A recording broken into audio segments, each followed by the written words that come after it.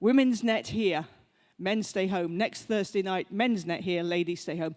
And then we're back on course with the course in 2 weeks' time from tonight. So now that I finished that, Jenny, it's all yours. Thank you. Thank you. Well, good evening to those of you in the room and online.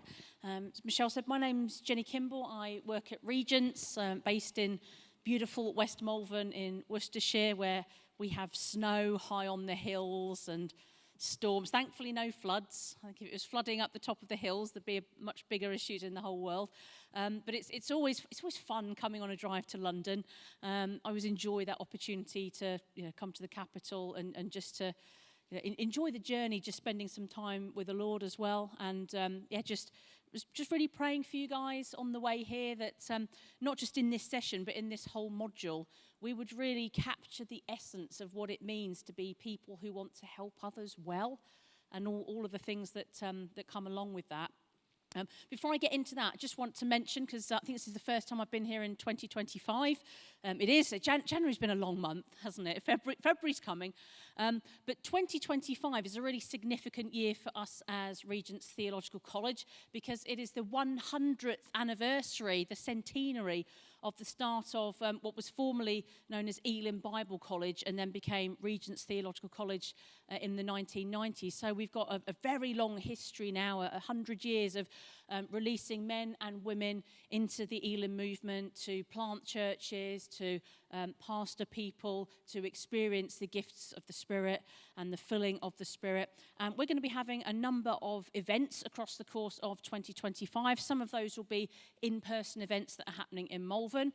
For any of you who go to the Elim Leaders Summit in Harrogate, that happens on an annual basis in May, we'll be doing a few things there. But we're also going to have a number of things that are happening online.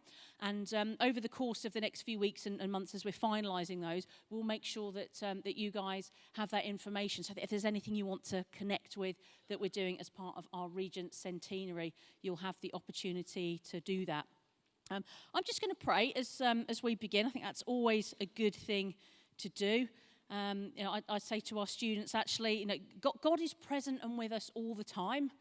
One of the modules that I teach is Christian doctrine, so we think about that. But it's good to remind ourselves of that and just recenter and focus on God as we begin. So I know we've prayed already, but just as I begin, that helps me as well as us just to really focus in.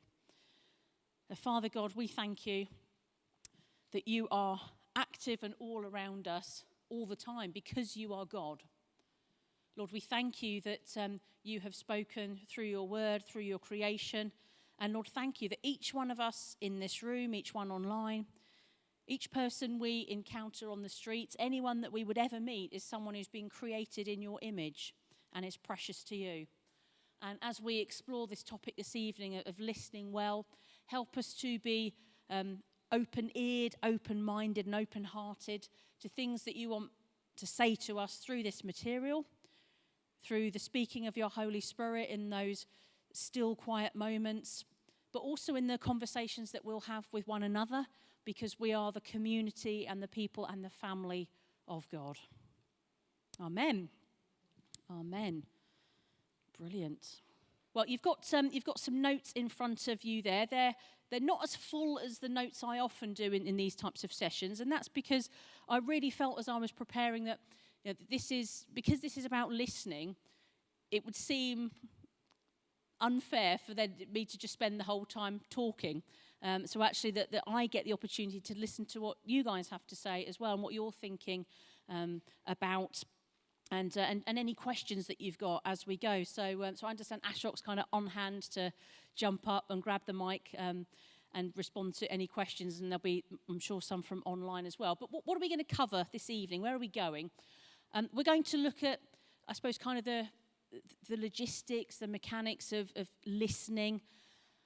All of us, if we're able to physically listen, and even if we're, experience a degree of or complete deafness, we listen in a number of different ways. It's not just about the words that are said, and that's one of the things that we're going to explore this evening. So how do we listen beyond just the words? How do we create an effective listening environment?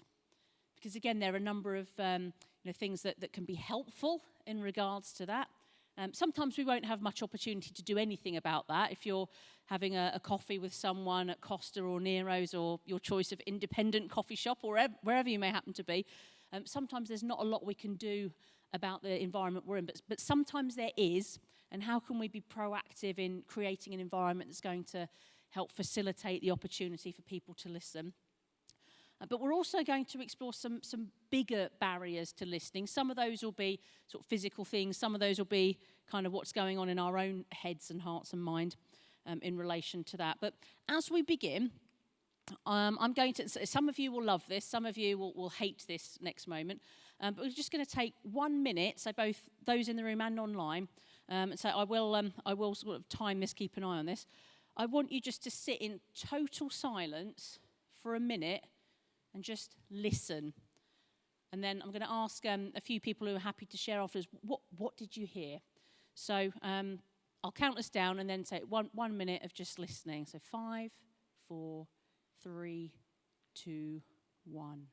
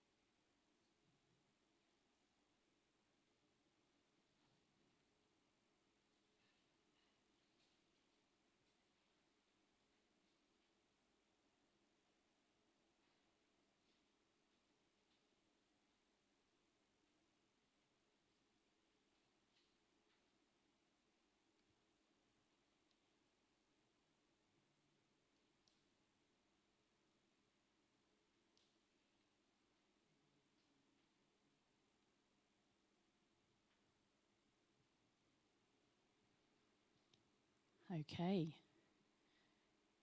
That was our minute. For some of you, that's probably the most peace you've had all day.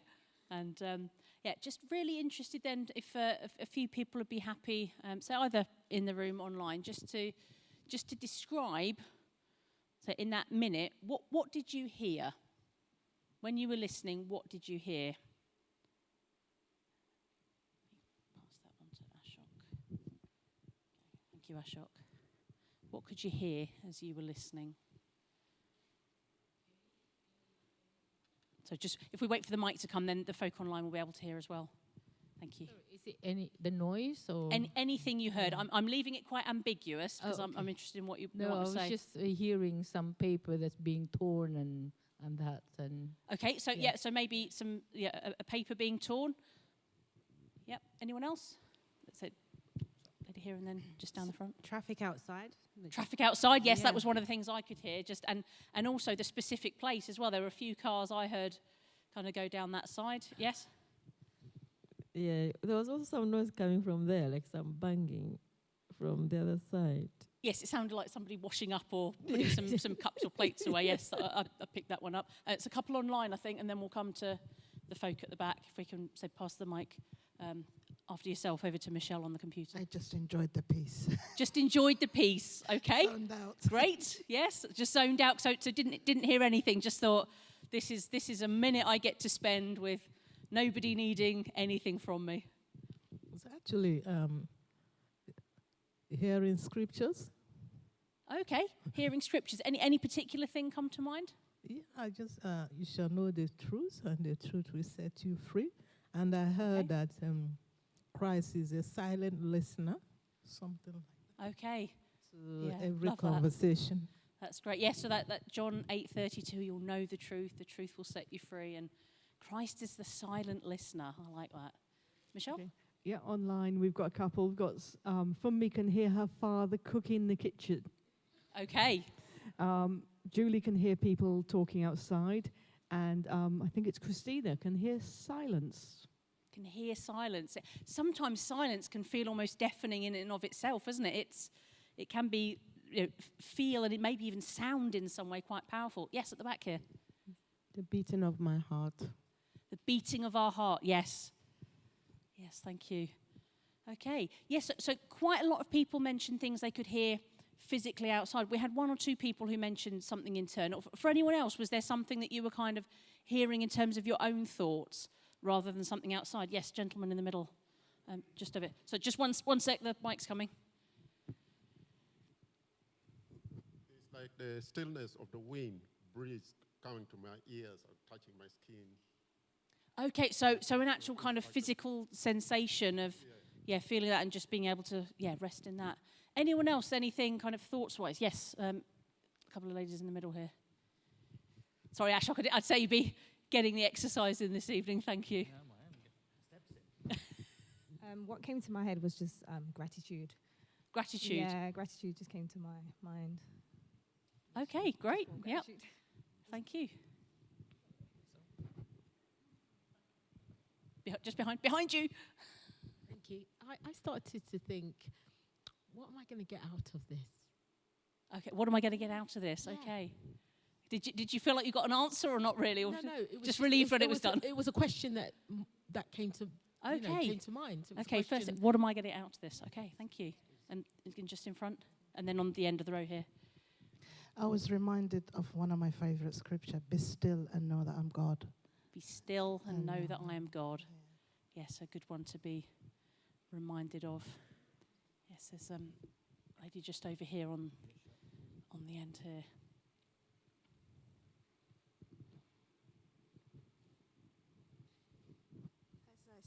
As I stopped over there, I've been with the flu for a week. And what came, I closed my eyes and said, Lord, please don't let anyone be infected. May your spirit cover everyone so I won't breathe infected everyone, so all of us can receive what you have to give it to us. I was only out to myself, praying, asking protection from for other yes. people. So a prayer kind of filled the silence. Sometimes it's good to just allow ourselves to just pause and listen to what's going on, because probably for most, if not all of us, there's so much noise going on in our world in all sorts of ways, both the external but also the internal things that are racing through our minds. How am I going to fit all this in? What about all the shopping I've got to do? What am I going to get out of this?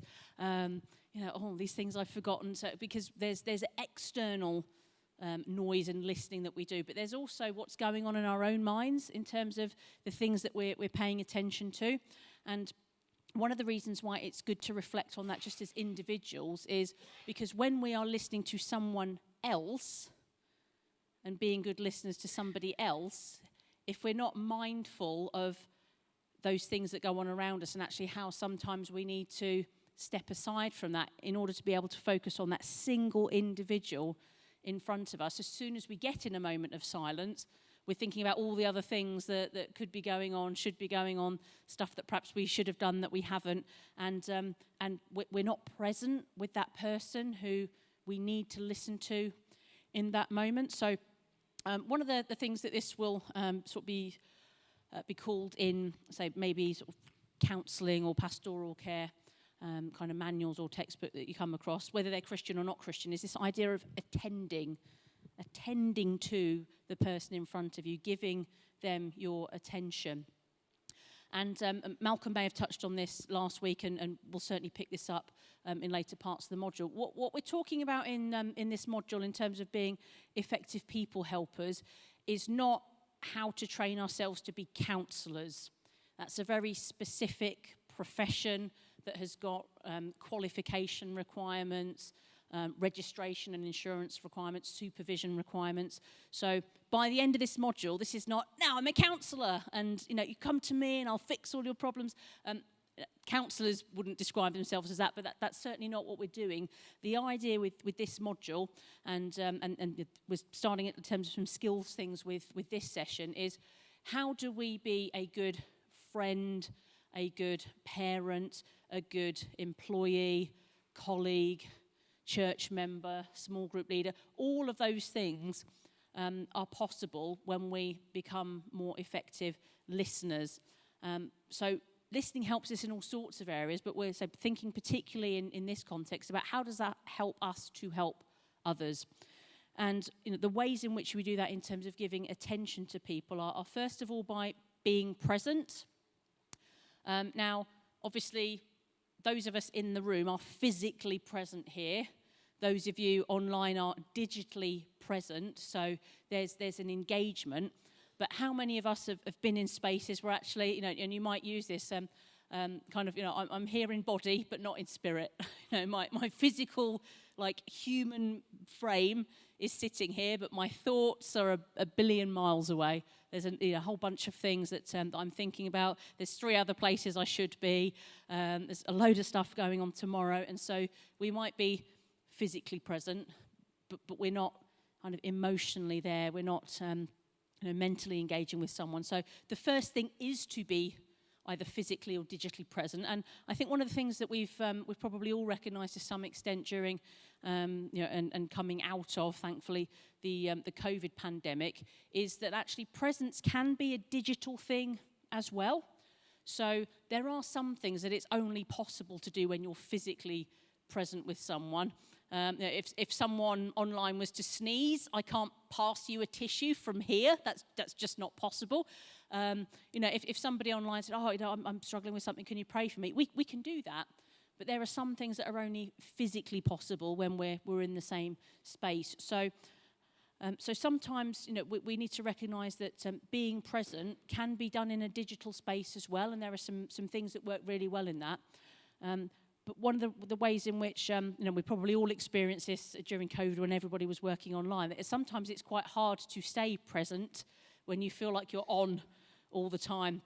I remember in meetings we'd be having online that when you're in a physical room, there's kind of 10 of you around a table, as we'd have some of our staff team meetings. You're not all looking at everybody all the time simultaneously.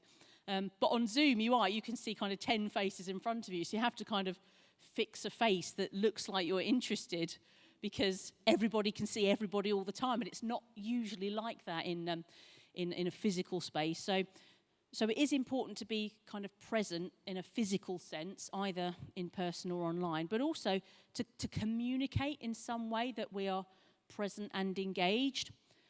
Again, we've probably all been in those types of conversations where somebody's sort of slowly starting to droop their eyes or looking around and that's the classic, isn't it? As soon as somebody does that, what happens in your head straight away? You think they don't want to be here. They've got somewhere else they need to be. And sometimes, it's something I have to work on quite hard because I feel lost without a watch on my wrist. If I go on holiday, I don't like to wear my nice watch, but then I'm like this all the time, and it feels weird for it not to be there.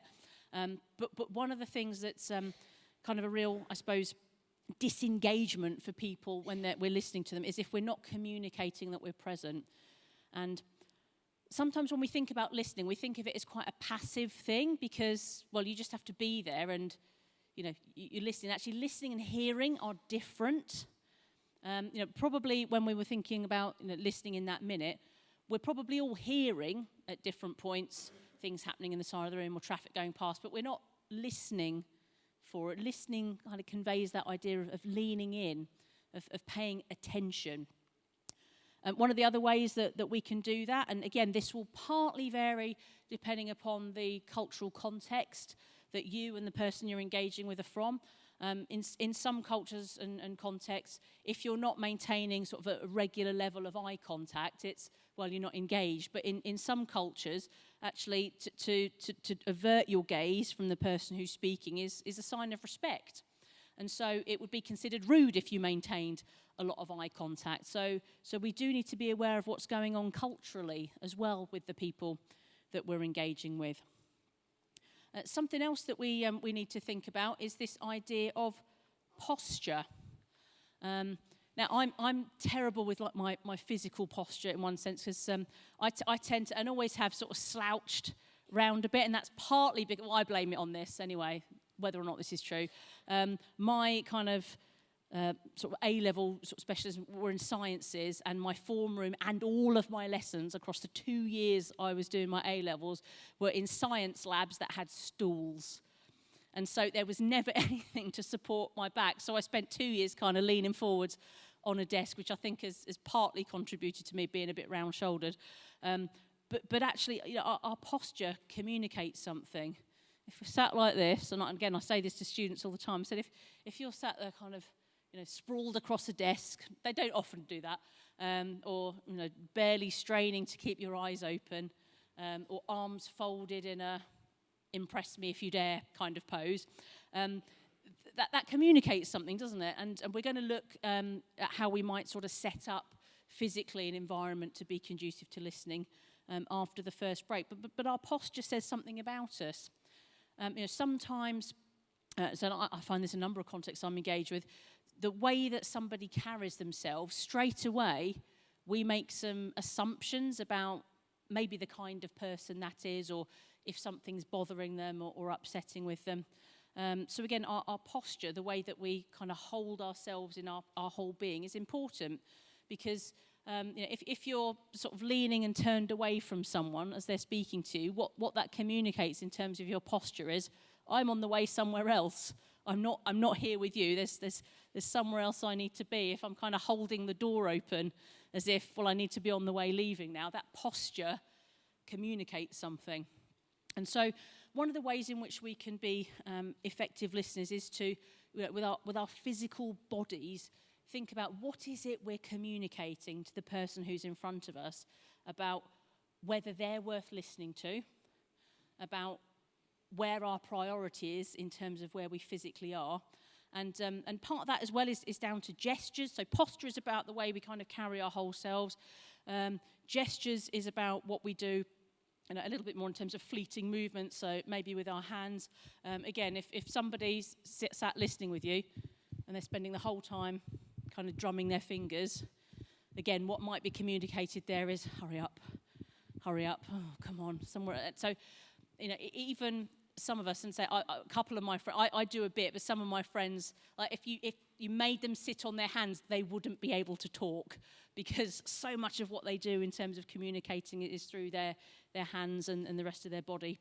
And so, it's helpful to, as we did with listening, sometimes kind of hold a mirror up in front of you, maybe literally, in terms of whether you smile or not, and we're going to come on to that in a moment, but think about, just stop and think, what are the things that I almost unconsciously, subconsciously do when I'm engaging with somebody?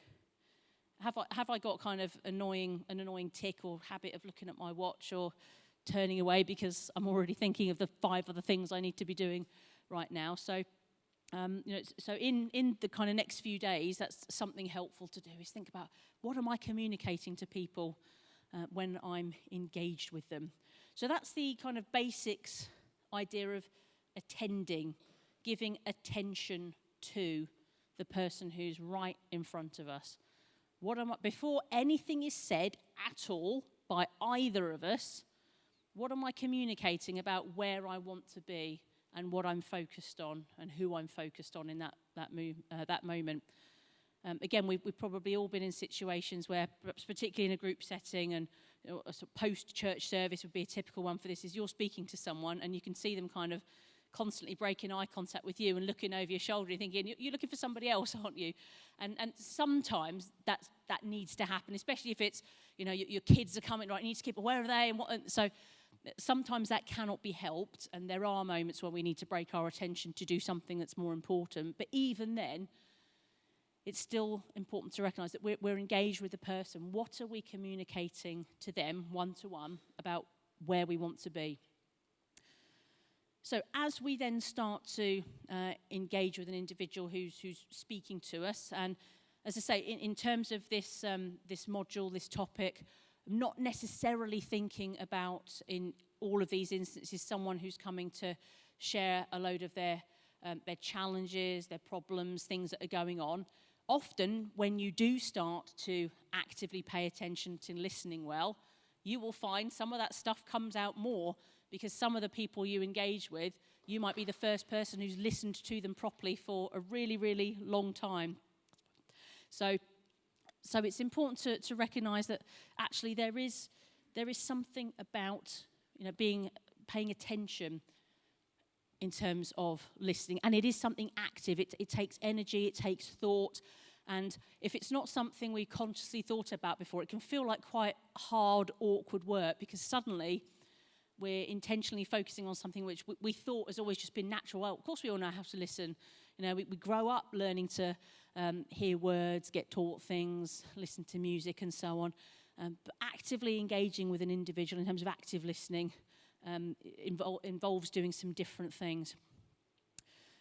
So, what are some of the steps then to help us listen well? So this is as somebody starts to talk to us about whatever it might be. It could be a challenge they're having at work. It could be their favourite football team. It might be a book they've been reading. It might be what they thought of Pastor Malcolm's sermon. How can we take some steps to listen to what people are saying well? Well, the first thing is to make sure that we set aside our biases and opinions. There is no such thing as us coming as a completely blank slate to anything, because we've all grown up with experiences that we've had, the family setting that we grew up in, our educational background, our cultural background, the socio-economic sort of status that we've had or have now. All of those different things shape our perceptions of the individual that's in front of us to some extent. And so sometimes and even in terms of sometimes the accent somebody has, as soon as somebody starts speaking, often we make a value judgment about the kind of person they are, some of the things that might be challenges or issues in their world. And so it's important to, as much as we can, treat that individual without any of our kind of preconceived ideas about the type of person they might be, or the things that might be challenges in their life, and then what we might say or not say in response to that. In line with that, and again, this is where we need to grow sometimes in our self-awareness, because we'll all be doing these things all the time, often without even realizing them.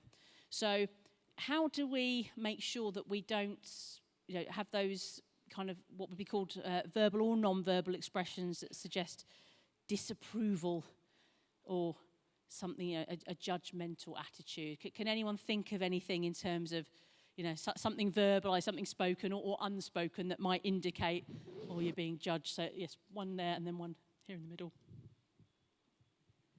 I think sometimes when I have a differing opinion, I might say, no, I think blah, blah, blah. So I'm starting it with no, which is actually telling them that I'm not really listening to what they're saying. So you can actually acknowledge them and say yes, and then give your opinion, which then flips it. So that's like a verbal kind of, stop already. Thank you. Yes, and again, sometimes we're so used to and sort of self-conditioned to the immediate ways of respond. We might even not realise we're doing that, because that's just how we respond in everything. No, or so some of those kind of literally less than a second responses will communicate something to that individual. I think was there one in the middle? Somebody had a hand up? Yes, over here. And then a couple online, I think, with Michelle.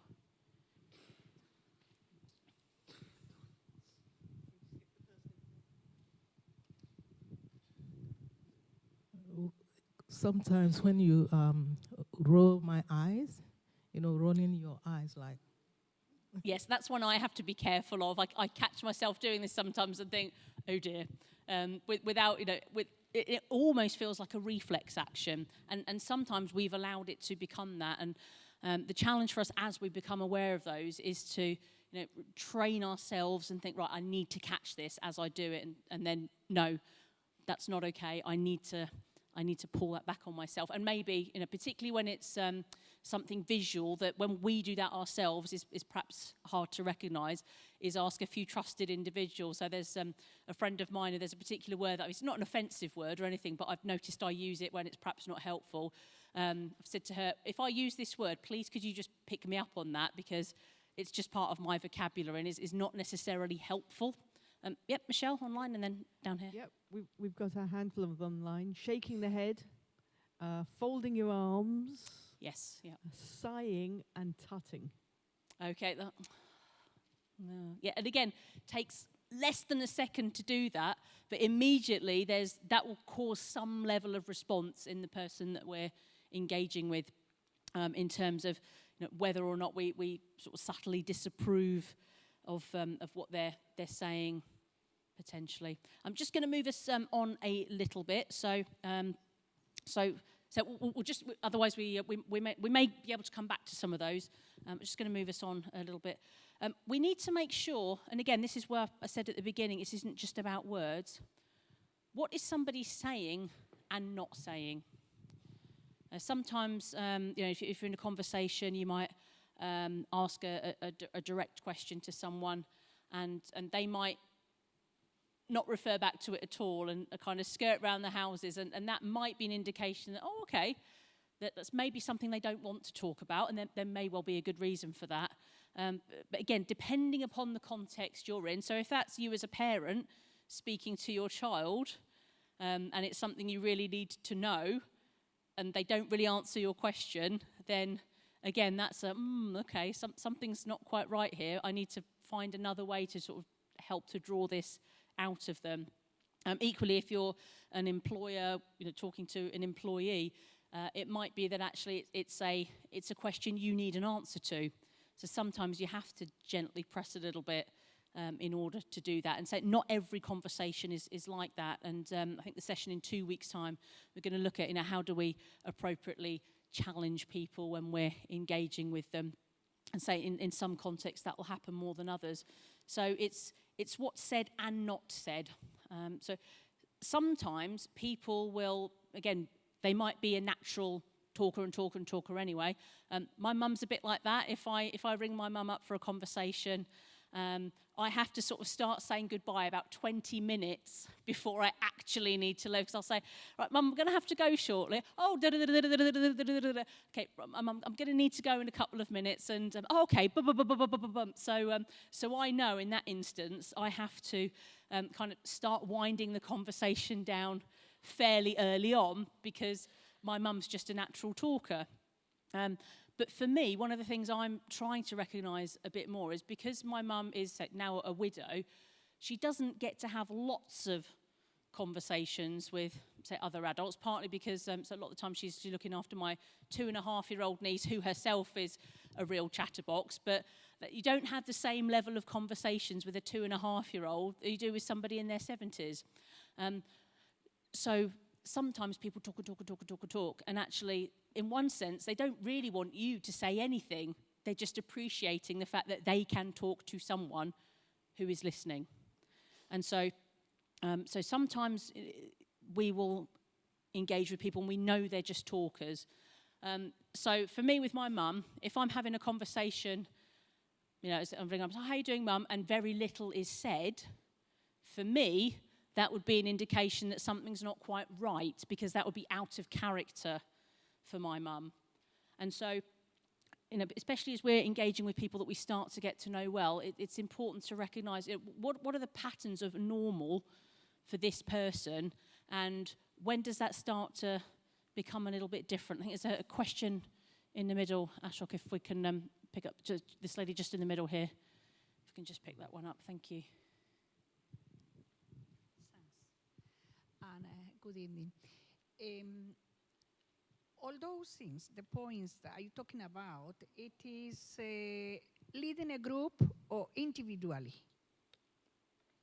I think it goes true for leading a group or an individual. I think when you're leading a group, you might need to step in and limit, especially for the leader, limit the amount of time somebody is talking. So one of the things I do when I'm sort of teaching my classes at Regents is I will, if I'm going to be teaching a group for a module, at some point early on in that module, I will say to them, okay, most of you guys know me, but just to kind of set where we're going from here, it's okay to ask questions. There are no stupid questions.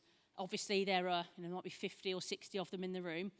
If all of you have a question, I'm not going to be able to get to all of that. So I'm very happy for you all to put your hand up and ask something or have a conversation or a dialogue. I might need to move us on at a particular point. And that's not me saying that what you have to say is not important, but sometimes there might be points at which, okay, we just need to move on to do more of the material. Or, and this happens often in group settings, the same sort of few people will be the ones with their hands up. And again, I don't want to discourage them from doing that, but sometimes I might say, okay, I'm gonna just leave a bit of space for a few others to speak.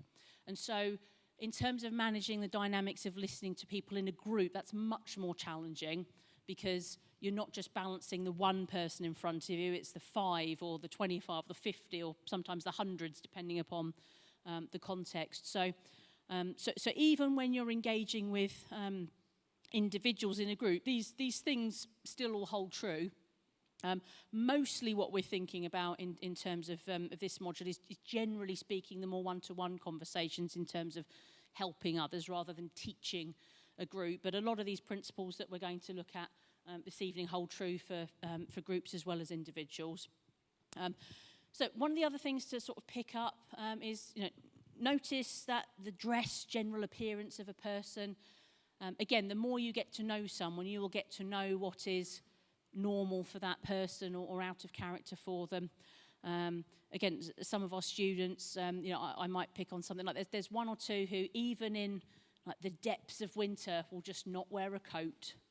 And sometimes if you sit, and particularly a younger person in that type of situation who's not seemingly looking after themselves, actually that can be signs of potentially neglect or a safeguarding issue. With adults, that's also possible, but sometimes that's just the way those individuals are. My brother's a bit like that. He'll wear shorts and flip-flops in November and think nothing of it.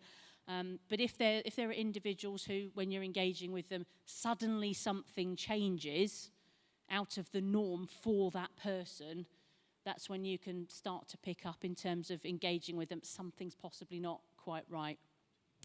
And we're not going to cover in this session, but will later in the module, actually, what do we do when we feel out of our depth in terms of a situation that we're aware of, either in terms of seeing something in somebody, say like, possible neglect issue, or somebody shares something. Because, say, if you start to get better at listening, you will find more people will talk to you, because listening well is such a significant and important skill, and that there aren't enough of us in life generally, never mind the church, who do that.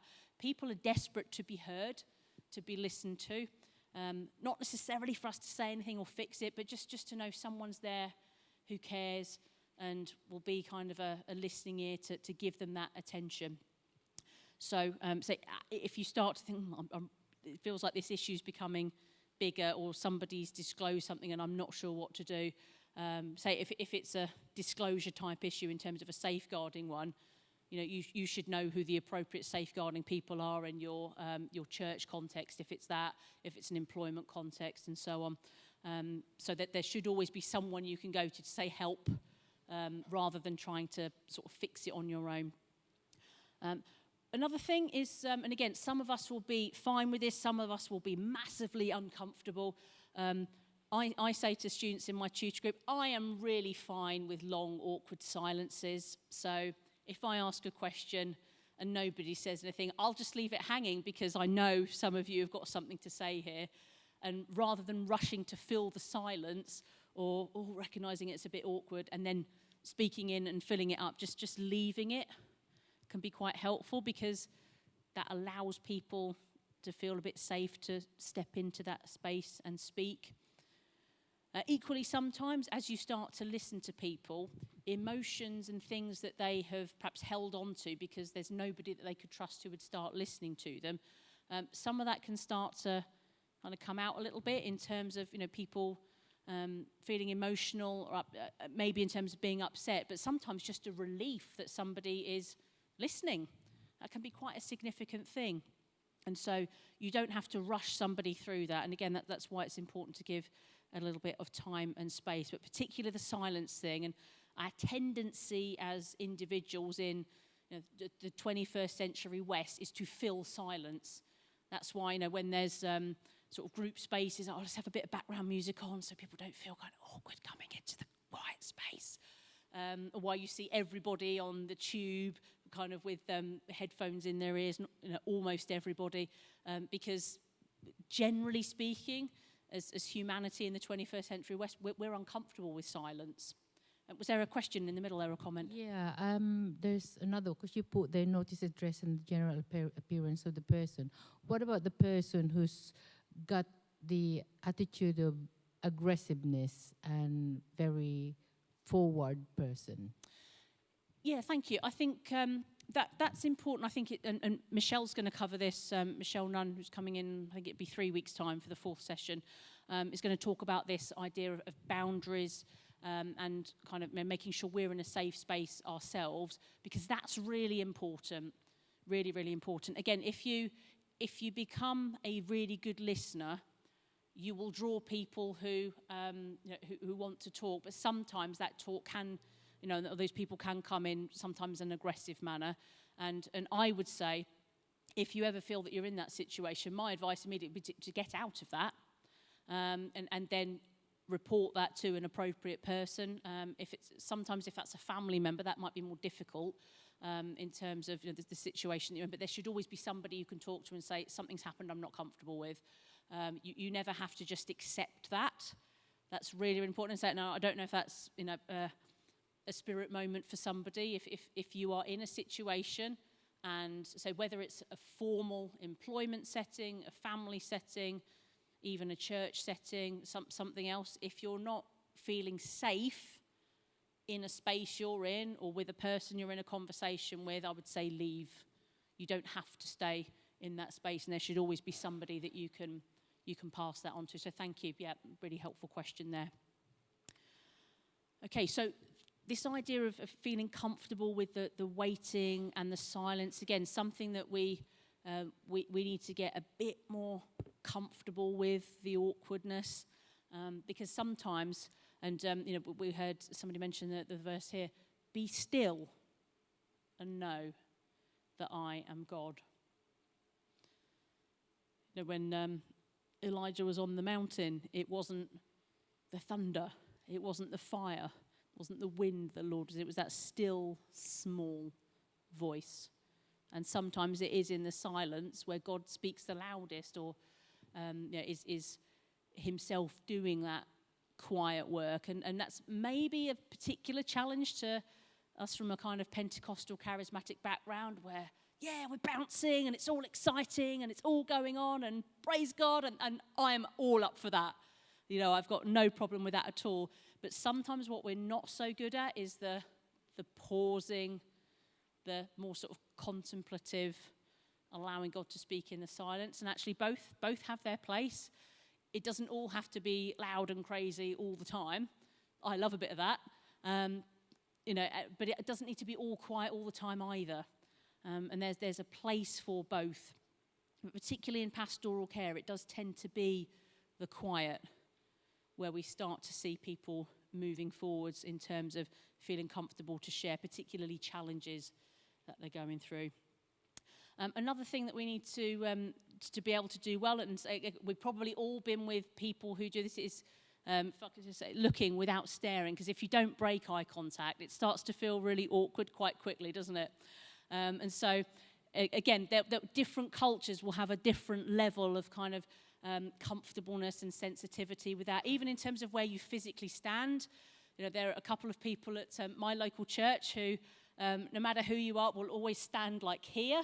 And so sometimes I have to stand side on and just take a sort of rock a step back, because for me that's uncomfortable. For them that might be fine, but that's not all right with me. So I create a little bit of space like that. I don't take a step back because they will just take another step and fill it. So I just kind of rock back a bit to give myself that space. But again, that's something where there aren't hard and fast rules. It's not like COVID where it was, right, let's measure out a meter in terms of lines and you're there, I'm here, and this is fine, and that's okay. It's such an individual thing. So it does have cultural influences as well. So if you're engaged with someone who clearly seems uncomfortable to be so close to you, just give them a bit more space. Generally speaking, it's better to give people more space than they want than less, because they could choose to move in a little bit, and that's probably easier for them than you needing to step back a bit. So that would be my rule of thumb, is perhaps give slightly more space than you think they might want or need. And then if they want to come a bit closer, they can. But still keeping in mind that if you don't feel safe, then you should make for the exit. And so we're going to talk a bit about that in terms of sort of setting up a physical space a bit later on.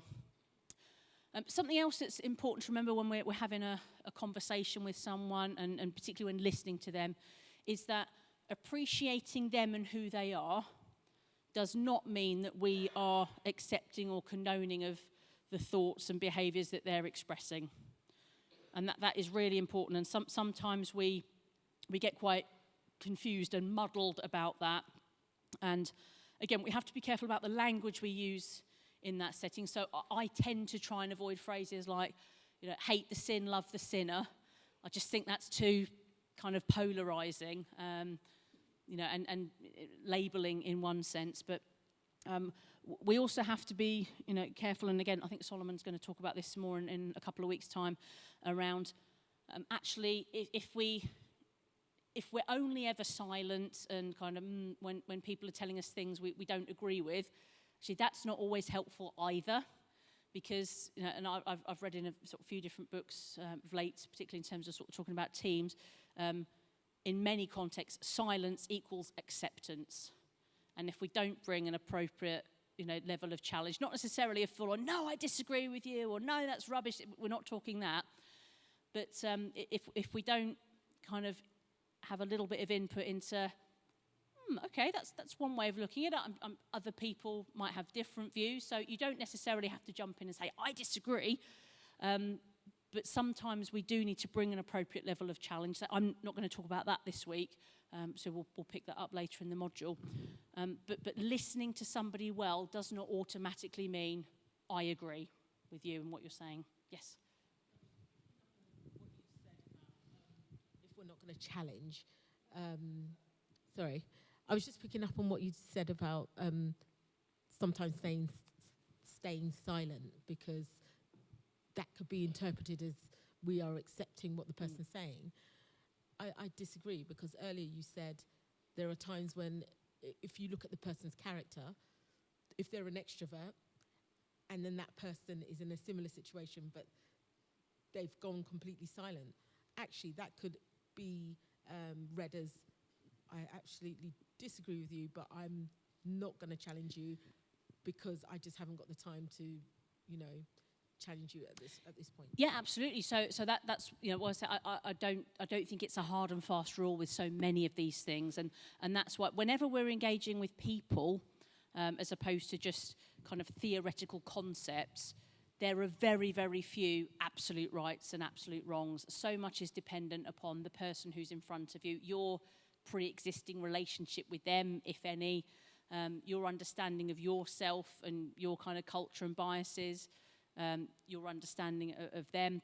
There are friends that I would be very direct with about certain things. So one of my friends has been in a relationship with someone, and I had some concerns about something that she raised with me, with her partner, and I said, I'm really worried about that. I think you need to think seriously about whether this is the person for you. And she's given me permission to do that, and we have a long-standing kind of connection in which I can be very direct with her.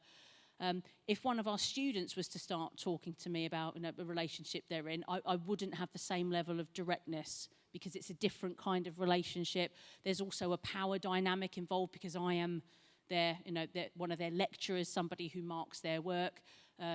Me saying you should do this or you should not do that has a different level of authority with it, because of that power dynamic, whether it's real or perceived.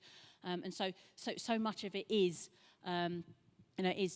dependent upon the context. And say in some cultures, silence will be perceived as acceptance, but say in other, particularly if it's somebody if it's okay, we're just going to let that sit there, because actually that person will pick up, all right, you're not on board with this with me. So it's so individual, and so that's why getting to know that person is ideally what we're aiming to do when we're engaging in listening well with someone, because at the moment, essentially, what we're doing is trying to understand where a person is at in terms of these things. So Solomon in 2 weeks' time is going to pick up on some of the, actually, how do we bring that challenge? And some of that is through appropriate silence at different points. Absolutely. Not everything we do in terms of communicating something is through our words. Sometimes, not being present at something will communicate something for somebody. So not, and again, Michelle will pick this up in terms of boundaries. If I rush to the side of everybody who ever needs me for something, actually that communicates to them, I'm always available, any time of night or day, and actually that's not healthy. And so sometimes me saying, I'm not available, communicates to them that, oh, actually, you need to find that support from someone or somewhere else. And so it's so nuanced, and so, yeah, it's helpful to kind of raise those kind of points, because it's not a straightforward, it's this or it's that. There's so much variety there. Just before we take a break for a few minutes, I'm going to run us through a few different types of listening that we might engage with when we're speaking to someone. Now, in pastoral care particularly, when we're focused on primarily helping another person, as opposed to we're two friends who might mutually help each other, we need to remember that we've got 2 eyes, 2 ears, and 1 mouth. So we should do twice as much observing and listening as we should talking, because primarily we're wanting to understand the person who's in front of us. So some of the ways in which we can do listening well, in terms of the type of listening we might engage in. So discriminative listening. Now that doesn't mean discrimination in terms of discriminating against someone because of something that they say or a characteristic that we perceive they have by what they look like or what they're saying. But this is more about discriminating between what and how they are saying something. So if somebody asks you, how are you? And they say, oh, I'm fine. The tonality of their voice is probably, oh, maybe they are, if it's fine. And again, we've probably all been in situations where just literally the tone of a word that's spoken communicates a lot in a way that just the word itself doesn't. Because if you ever sort of message someone and say, oh, how are you doing? Oh, I'm fine, in a message, we can't read tone into that. So we don't know until they tell us a bit more. Are they actually like all right, or is it the I'm fine, I'm really not fine? And so we need to, when we're listening to people in terms of that oral kind of sound that we hear, is there emotion in their voice? I was in a conversation with somebody last week, good friend of mine, and we were talking about something, and I had something else on my mind, and as I was speaking, I could start, right, my voice is starting to crack a little bit here, and this friend of mine is an excellent sort of pastoral person, and straight away, even though the words were continuing the conversation that we'd had and were kind of on topic with where it was going, she just paused and said, are you all right? And I said, no, I'm not really. And then we had a further conversation. But all that she picked up on was that slight kind of wavering in my voice, which is an indication of something else that was going on inside. So discriminative listening is picking up on what are the sounds and emotion that are going on within the words themselves and the way that they're being said. So not just the content, but what's happening. Is this person genuinely happy? Is it actually there's a sense in which it feels like they're covering something? Are they struggling to hold it together? And listening to what's going on in the sounds of those words helps us get a sense of what's happening within that person. We've got comprehension listening, where this is essentially us listening to understand what somebody is thinking or feeling. And that's largely about the content of the words that they're using. So, if they were to use words such as extremely upset or devastated or struggling to hold it all together, those words indicate a level of depth of something that is going on the inside. So, what's happening in terms of the content of their words there? Critical or evaluative listening. Now, this is about... And again, this is not something that's easy to do in a kind of black or white sense in terms of it's this or it's that, and that's definitely it. Again, there's no hard and fast rules with this. But sometimes as we're listening to something, we need to be, with our critical hat on thinking, is this true? And so that's that, based on our previous experience, what we might know from other conversations. Is there significance to what someone's saying? And so I encounter this in a number of different contexts I'm in. So sometimes we have to ask a student to come and see us because they've not shown up at lectures, or something was wrong with one of their papers. And most of the time, they're very truthful about what's happening, but sometimes you'll know when you're being spun a yarn, don't you? Just in the way somebody's saying something, you think, I don't think what you're telling me is true, and you don't know that for definite, and you can't necessarily prove that. But in the way that that's happening, that's again an indicator of maybe I need to do something further as a result of the way I'm listening here to dig into this further. We've got sympathetic listening. So this is showing by the words and the gestures, all those things that we talked about previously, that we care about this person. So this is the kind of sort of subtle verbal cues. Okay, oh, okay. And just those sort of very short words, phrases, the way that we hold ourselves, all of those things that communicate a level of care and interest in that person. So that would be sympathetic listening. We've got empathetic listening.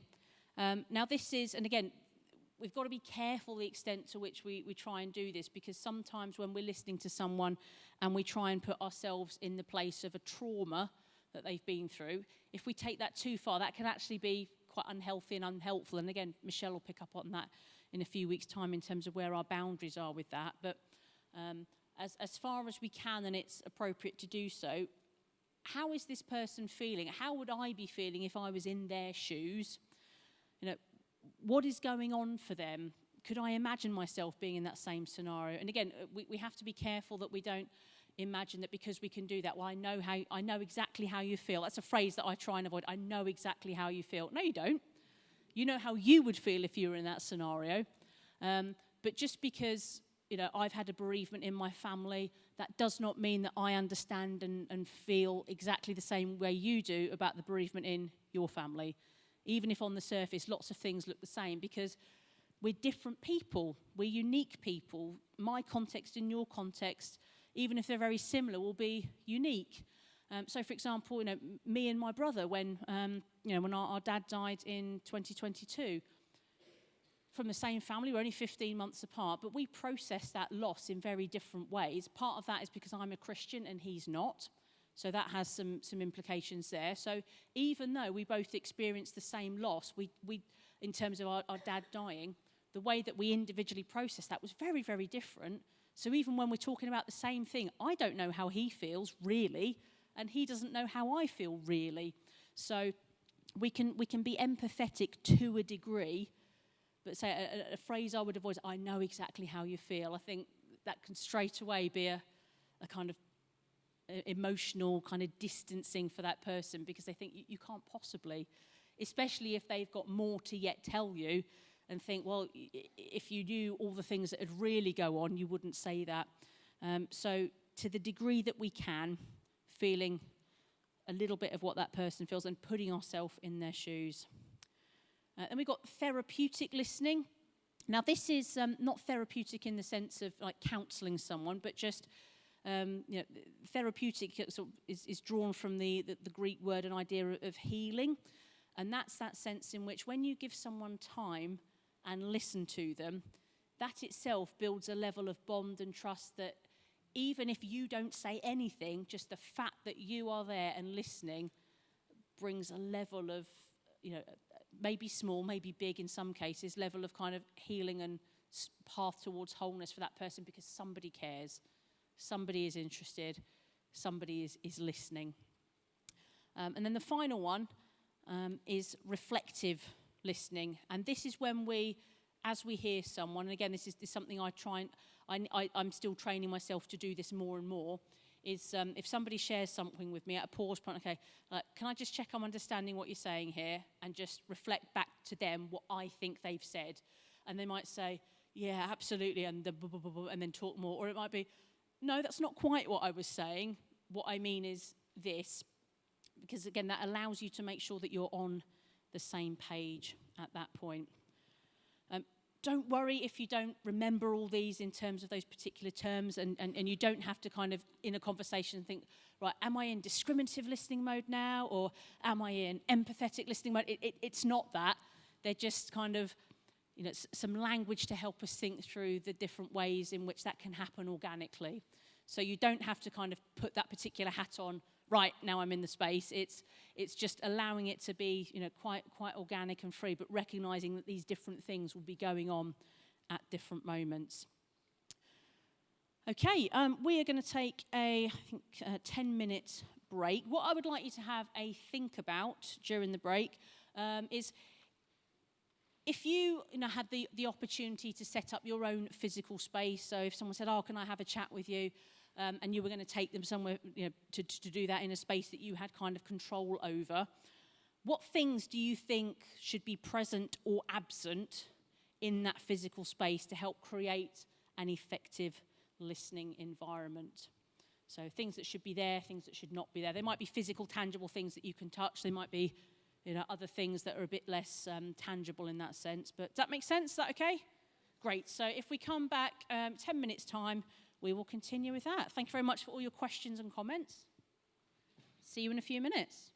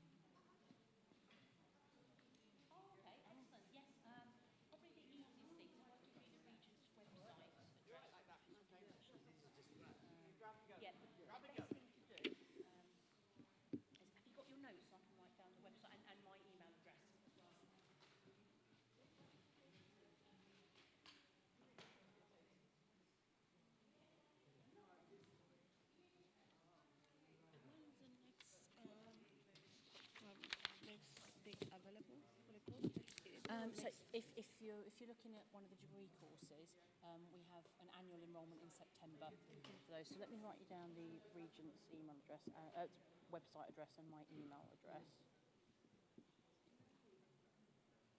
So that's a dash. Okay. And then my email is Jenny.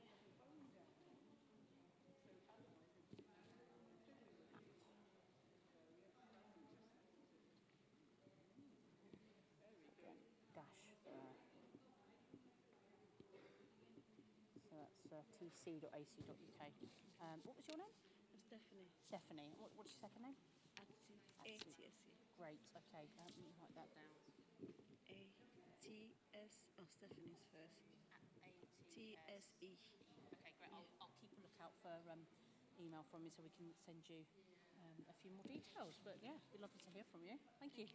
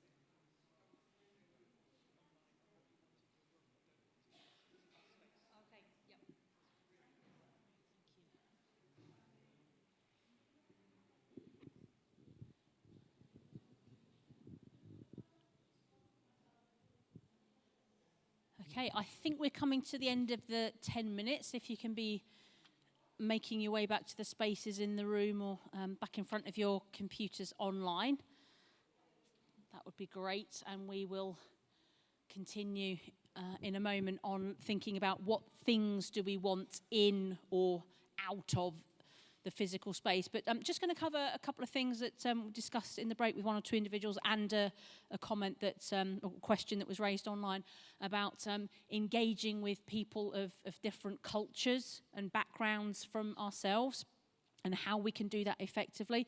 A really good book that I would recommend, it's not particularly from a Christian perspective, but I think with so many things, there's stuff that we can learn, from perspectives that are not Christian, as long as they're not anti-Christian, and there is a difference. We can filter through whether we think something is appropriate in our faith-based setting or not. But there's a particular book called The Culture Map by a lady called Erin Meyer. That's E-R-I-N, Erin Meyer, M-E-Y-E-R. It's a bright yellow book, so if you ever see it on a shelf, you can't miss it. But she unpacks the different ways in which different cultures, and she's particularly talking about kind of nationalities, but a lot of it's transferable to other settings as well. So she would talk, for example, about the different ways in which people from Indian origin differ in their approach to time than people who are German, the German background, the concept of the importance of time and keeping to strict time, or actually it's quite fluid and free, and if we say a certain time, well, it might be around then, it might be an hour or two before or after, but also the way in which we relate to authority, the ways in which we might give or respond to feedback, and appreciating and understanding our differences is one of the first steps towards engaging with and listening to others well. One of the first times I really encountered this sort of idea of difference as opposed to right and wrong ways of approaching listening, engaging, was when I was sort of a youth leader. I was probably about 19 or 20, and myself and another youth leader, she was a similar age to me, were sort of co-planning a series of kind of meetings for our youth. Now, I, generally speaking, personality-wise, would say I'm kind of quite an organised, like to have a plan sort of person.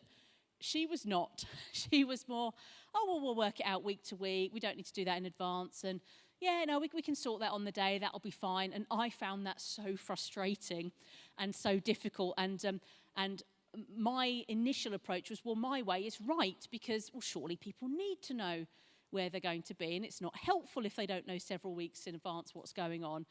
Whereas her approach was more, well, actually, as long as it's fine on the day, that's all right. Why stress people out with saying several weeks in advance what's going to be happening? And neither of those things was right or wrong. They were just different. And that's true with so many different cultural aspects of our ways of relating. We tend to default to the way I am, the way it works in my context, culture, environment is right, and everybody else is a little bit wrong, if not a lot wrong, and they should try and do it more like me. And that is one of the biggest barriers to listening, which we're going to cover a bit later on. So the question, I think, that came online off the back of some of the things we were saying was, so how do we effectively engage with people who are potentially different from us culturally in all sorts of different ways? Well, I think probably the first and most important thing is to recognise that our way is not necessarily right, in its kind of intrinsic form, or even necessarily the best way. And so being kind of humble and open to different ideas, different ways of doing things, there not being one right way. I say that to our students all the time. I said there's very few things that are absolutely right or wrong in terms of your studies with us. One thing that you are all expected to do, and as far as the University of Chester is concerned in terms of the papers that we write, there is one right way to do referencing in this institution, because there's a book, this is how you do it. If you italicize this, that's right. If you don't, it's wrong. But that's one of the few things where it's correct or it's incorrect. So many other things are, well, it depends. And that's frustrating if you're a person who likes clarity and order. But a lot of helping ourselves be good listeners and helping others to engage with us and others, is to recognise that actually many things are just different. They're not right or wrong. So that's probably the first step, is being open to that. Part of it is being willing to feel a little bit awkward and, ask some of those questions. So, again, probably for different ones of us, when you went into somebody's house or your own house, you were probably either a shoes come off as soon as you're in the door kind of household, or keep them on if you want, it doesn't really matter. Now, again, that's not a right or wrong. That's just a sort of cultural thing, and can, vary. So again, it's not a nationality or an ethnicity thing. It's just different for different families. My family was, generally speaking, you come in, shoes come straight off. I wouldn't impose that on a visitor to my house. Equally, I wouldn't just automatically do that if I go into somebody else's house. So what I tend to say if I'm visiting someone that I don't particularly know, I say, would you like me to keep my shoes on or take them off? And quite often that's, if they might say, yeah, if you wouldn't mind, could you just pop them there? Or, no, it's fine, do what you want. And if they say it's fine, do what you want, I tend to look at what they're doing. If they've still got their shoes on, I'd probably keep my shoes on. If they haven't, I'd probably take my shoes off. So, but it's being more intentional and more aware of some of those things that we just tend to take for granted. I was doing a session with some of our second year students last week about preaching and what should you wear when you're preaching. And that was an interesting conversation, because some were like, absolutely, shirt and tie, that's it. You're preaching, you're speaking the word of God, you should be wearing the best stuff you own when you're doing that. Others were like, well, that's not true to who I am. I just wear kind of jeans and a hoodie all the time and whatever trainers I can find, and that's okay. Neither of those things are right or wrong, but in certain contexts, they would communicate a lot to the people that you're speaking with. And so a lot of it is being prepared to ask some maybe slightly awkward questions and just being honest, like, I'm sorry, and I forgive me for if this is an awkward question, but could I ask, and then whatever it is, and just demystifying some of those. And then, as you know, it just becomes kind of second nature in that environment. So that's probably how I would pick things up on that front. Okay, so hopefully over the break you had a little chance to think about what things do you think should be present or absent in a physical space, again, where you have some level of control over it, to help create an effective listening environment. And I gather we have, I think, a few people online who've offered some comment on that. So if we come to those online first, and then we will hear from anyone in the room who'd like to add something. So making Ashok get his steps in for the day. My steps are terrible, honestly. On January, the first 3 days of January, I didn't even leave my house. So my steps was like 25 or something, which I think was from my bed downstairs to the fridge and back. My best friend went to 2 different countries during the course of those 3 days. So I definitely need to up my steps. But yes, let's hear from the folks online. Yeah, just to say, folks online, I'm going to be selecting from what you've said here. But Christina has said a calming scent. A calming scent. Okay. Yeah, so the room. Interesting. Yeah, so. Yes, that's not one I thought, but yes. Yeah. In fact, I'm going to write these down because I might pick up on some of these when we've... I've got minimal clutter, comfortable seating, or seating that makes them relax. And then they've talked about drinks and tissues and things like that. I'm just having a look, see if there's anything else. Oh, and pen and paper to write, and if you need to write anything down, so have stuff to hand that you might need when you're talking to them, but maybe not cluttering up in front of you. Great, thank you. Some really good things. I hadn't thought of scent. The scent's an interesting one because sense of smell is actually one of our most powerful senses. And so for some people, that might be quite a calming thing. For others, if that reminds them of something that's really uncomfortable to them, or another environment they were in where actually that wasn't okay, that can be really triggering. But I do think in terms of, again, we wouldn't necessarily think this when we're looking, but actually the smell that's in an environment is important. There's some friends of mine I go and visit, and as soon as I get out of their car, I'm like, whoa, because they live next door to a farm, and the particular times of year it's just really pungent. out there, and that creates kind of some, for me, sort of an inattention. So actually, it's important to recognise that the smell that's in a room does play a factor, and sometimes it might be appropriate to have a nice scent within that, or certainly for it to be fresh and not musty. Yes. So for an effective listening environment, I would say for the person listening, to have like electronic devices put away or put on silent. Yes. Just so that you're not distracted of incoming calls or emails or whatever pinging through that can cause distractions. So yeah. Yes, absolutely. So that's some things that we don't want either physically at all in the space or to intrude into the space by going off or ringing or whatever might be happening. Yes, thank you. Thinking about the environment for the sales group, I think so that this is the point. As well, to find a place where we can concentrate in the prayer, reading the Bible, and listen the group. Yes, find a place or rent a space. I don't know, but a safe environment and able to for the occasion and the time. Yes, absolutely. And one thing I want to pick up there, which, again, you probably won't read about, certainly not in kind of resources that would talk about these type of environments that aren't from a Christian perspective. And to be honest, even in some of the Christian resources, they may not highlight this. But, what's happening spiritually in that physical space is really important. So, whenever I have gone and lived somewhere, or even if I've moved offices, the first thing I'll do before I move any of my stuff in is pray around that space. Because there are all sorts of things that I will be doing in terms of the work that I'm doing. There'll be people that are coming in and out.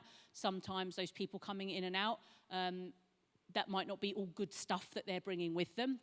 And so, I pray for that office space that I'm in.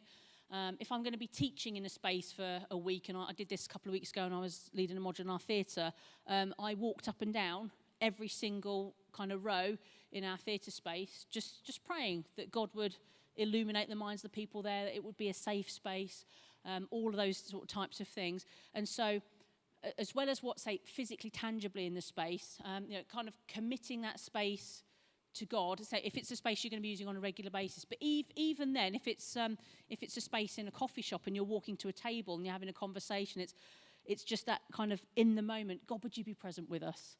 Would you help us to know that you're here? And God's already there, but us actively inviting him into that space. So again, we'll touch on this more in a little while, but making sure that we recognise that this is a space that we want to be a God-honouring space, that we want him to be able to speak into. We want to hear him and speak to him in that space as well. Was there anyone else? Yes. So just I think privacy is like a key thing if you're trying to Yes, absolutely. Yes. So again, Michelle will probably pick up some of this in a couple of weeks, 3 weeks' time. Privacy, yes. Secrecy, no. And I know that, yes, because actually people need to know where you're, so at least somebody needs to know where you are. Because as we've said, as was sort of mentioned earlier, sometimes you can invite someone or someone might come into your physical space and it not be safe. So it's important that someone's aware of where you are. But also in terms of privacy is that actually sometimes you need to do something to enable that. So when I moved into the office that I'm now in, it's on quite a public corridor in the building at Elim, so people kind of come up and down all the time. My name's on the door outside, so people know it's my office, and it doesn't have a window in it. It's just like a sort of solid door, and sometimes if I was working, people would kind of just knock and come straight in. So one of my colleagues doesn't even knock, will just whoom straight in and he's there. So if I am either in a kind of conversation that needs to be confidential because it's discussing some difficult matters, say that might even be an online meeting, let alone with a person with me. Or if there's one of my tutor groups coming to see me for a plan one-to-one, it's helpful to sort of signpost to people walking past that please do not disturb. And Unfortunately, so with a lot of the doors in the Elam Centre, there's like a slider thing, and it's just blank, or then it says "Do not disturb" in capital letters. And for me, that was like, okay, that feels slightly confrontational. So I went for something slightly different, which, because again, I thought this communicates a bit more for me in a slightly gentle way, but also a way that feels a bit more true to it. Please do not disturb. So even the fact that it's slightly flowery, it's a bit more gentle, just seems slightly softer than "do not disturb" in capital letters. So I know that sounds a bit kind of, well, is it semantics? But actually, even that is just slightly more gentle than a "don't come in, I'm busy." Because then, people walking past, "Oh, can I ever come in?" So yes, doing what we can to make a private space can be helpful. Was there one in the middle? And then I will move us on again. There's two things that I want to say. What the sign that you actually put in my work, we have actually put meeting in progress. So rather than do not disturb, at least Yes. you tell them gently that there's a meeting that's going on. So, and then another one is about the distraction physically, especially lately. I just did some training, and some actually people came with their Sudoku and their thing, and then it's really destructive. So those are the things that sometimes, distracting people for them to be able to listen. Yes. From yes, the certainly when you're lecture. in group Yeah, settings. yeah. Yeah, And absolutely. as they said, also the telephone. Yeah. Yeah, definitely. One more down the front here, and then so I will need to move us on a bit. It's just right down at the front. Thanks, Ashok. It's just to add to what you just said. I realized that please do not disturb in my place of work. People will still knock and knock and knock my office door. Wow. However, meeting in progress, they will walk past. Oh, so that's what you need to go. Yes, and again, so much is dependent upon what works for you. Very occasionally, and so I've only had to do this once or twice with colleagues where they've had "do not disturb" on their door, but it's been something urgent that cannot wait.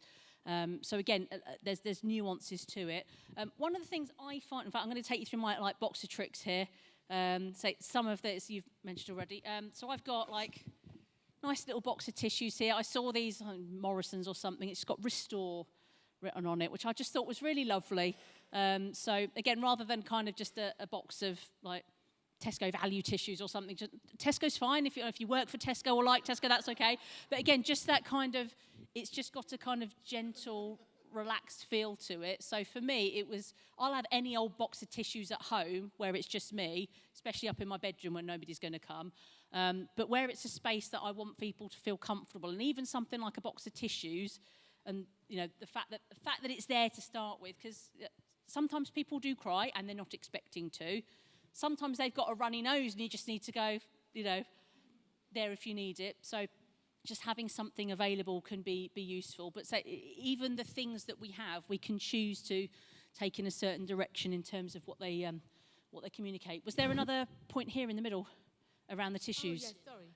Just hold the mic up a little bit. Yeah, sorry, Jenny. Yeah, you've got a really interesting point, but are you not making assumptions when you put, it's a beautiful box, don't get me wrong, that everybody that's stepping into your office to talk will want to, cry, or do you know what I mean?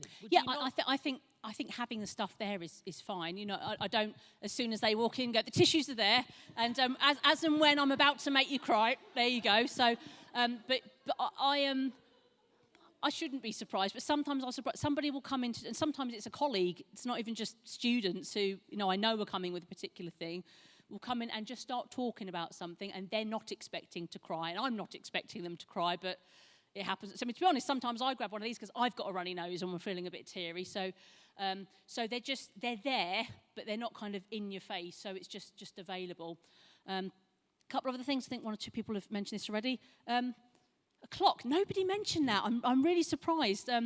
So probably because we're so used to having them on our, wrists or whatever. But, I have a clock that, in fact, I have two clocks so that wherever I end up sitting, I can discreetly look and see what the time is without being on my watch. Because one of the challenges with listening is when you're engrossed with people, sometimes time will just fly by and you could spend an hour 2 hours, 4 hours with someone. So one of the ways in which we, as effective people, help us lead to lead in terms of the conversation is not allowing it to go on too long.